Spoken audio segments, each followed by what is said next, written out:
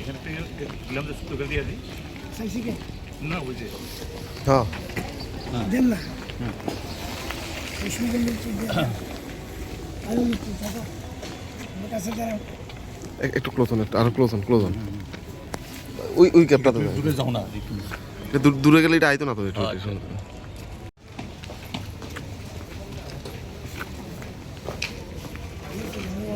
2025 গান্ধীগ্রামে একটা এই ধর্মীয় একটা অনুষ্ঠানে ত্রিপুরা রাজ্যের মাননীয় প্রাক্তন মুখ্যমন্ত্রী এবং বর্তমান লোকসভার সদস্য বিপ্লব কুমার দেব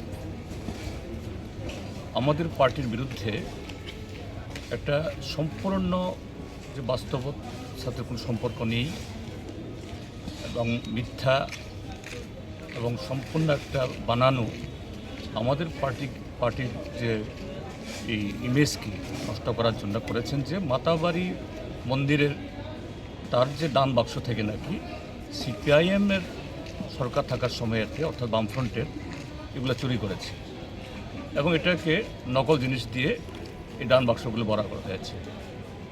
আমরা সঙ্গেই পার্টি বিবৃতি দিয়ে তার বক্তব্য চেয়েছিলাম এই সত্য প্রমাণ করার জন্য নতুবা ক্ষমা চাওয়ার জন্য, কিন্তু তিনি করেননি। তারপর উকিল নোটিশ পাঠানো হয়েছে, কুরিয়ার যুগে চিঠি পাঠানো হয়েছে, পিয়ন বুকে পাঠানো হয়েছে, তিনি কোনো সাড়া দেন।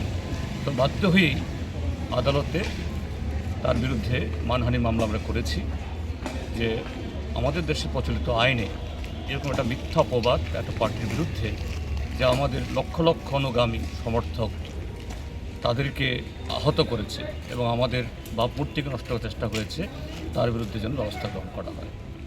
এই কারণে আজকে আমরা কোর্টে এসেছি।